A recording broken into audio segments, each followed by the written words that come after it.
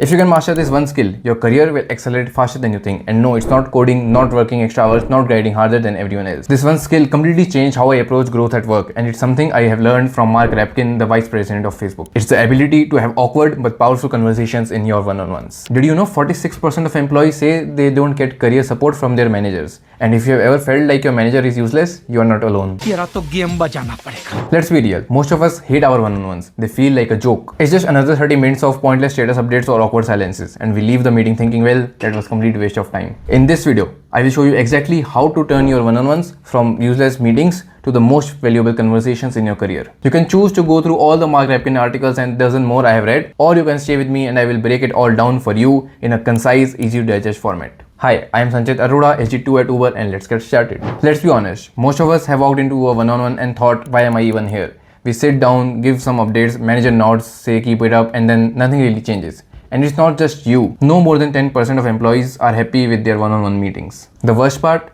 nobody teaches what one-on-one should be about. We don't learn it in college, no one explicitly tells their purpose, and they end up just being like a regular check-in with no real outcome. But here's the truth. If your one-on-ones are always smooth and comfortable, you're wasting them. Because the best one-on-ones, they feel a little awkward. That awkwardness means you're finally discussing the thing that actually matter. Feedback, career growth, and real challenges. We will also discuss later in this video how to handle awkward conversations, but let's first discuss what exactly is the problem with safe one-on-ones. We love safety and we love avoiding conflict, and that's why most of the one-on-ones are way too polite.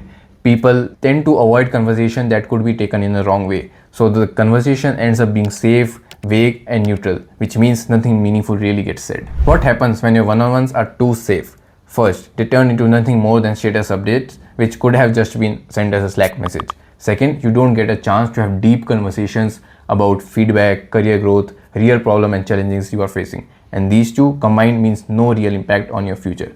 So what's the actual purpose of one-on-ones? Let's discuss that next. A one-on-one is not about status update because it's not a stand-up meeting. It's not a random catch-up session because that's what team lunches are for. And it's also not just one-sided performance review. You are not there just to get graded. A one-on-one should be a strategic conversation about your work, your career, and your future. It should be a place to get real feedback, unblock problems, and set your career goals. It should be a meeting where you drive the agenda and not your manager. So why your manager won't do this for you?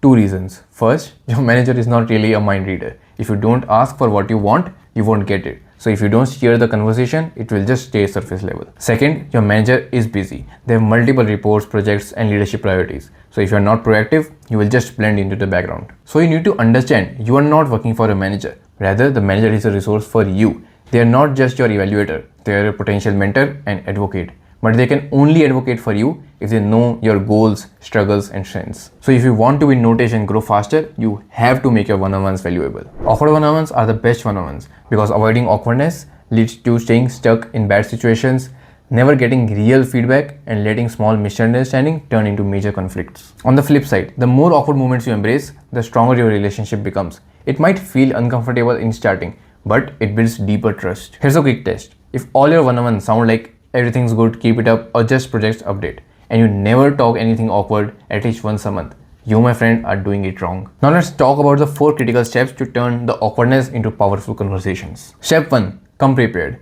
If you are unprepared, the meeting will stay at a surface level. But if you prepare well, you will push past the small talk into meaningful conversation. If I were to give you a sample one-on-one agenda, it can have 5 things. First, quick wins and updates.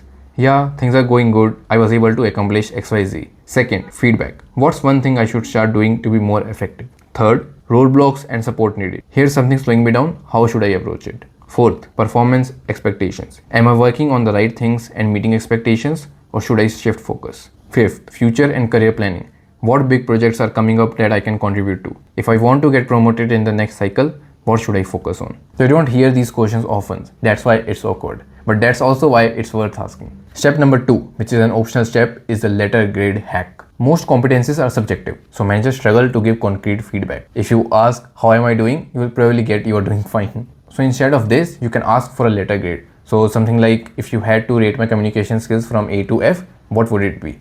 It will really force your manager to think hard. And then if they say, let's say B, follow up with a question that what would it take to get an A? The step 3, which is also the most important, is to handle the awkward feedback without getting defensive. You want honest answers, but that also means You have to be ready to hear things that are uncomfortable. Don't react emotionally. Instead, ask follow-up questions like, can you give me an example? Or what's the one way I could start improving in this area? Something like that. Step 4 is to close the loop and follow up.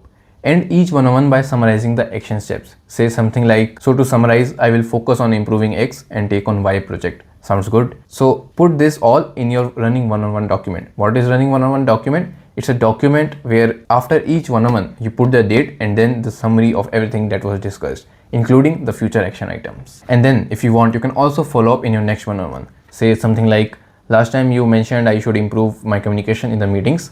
I have started preparing more. Did you notice a difference? Saying something like this makes the manager more invested in your growth. Now let's go over the 3 key things to handle awkward conversations. First, make it safe for the other person. People naturally avoid difficult conversations, but if you signal you are open to honesty, they will be more willing to talk. You can say something like, I know feedback can be hard to give, but I genuinely want to improve. So I will value your honesty if you give me some real feedback. Second, be direct but kind. Most people either avoid the topic entirely or be too aggressive.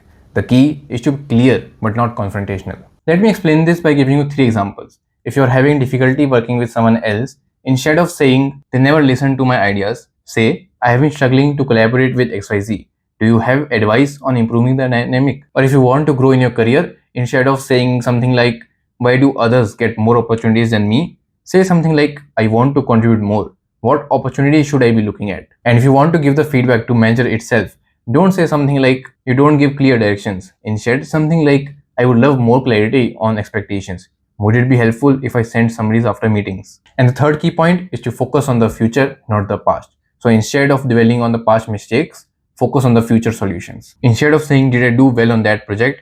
Say something like, if I had to lead a similar project in the future, what should I do differently? These were the 3 key points to handle awkward conversations. And as we discussed, taking good and honest feedback is one of the important aspects of awkward one-on-ones that help you grow much faster. That's why I want you to watch this video next, where I talk about the feedback secrets top performers don't tell you. See you in this video. Bye.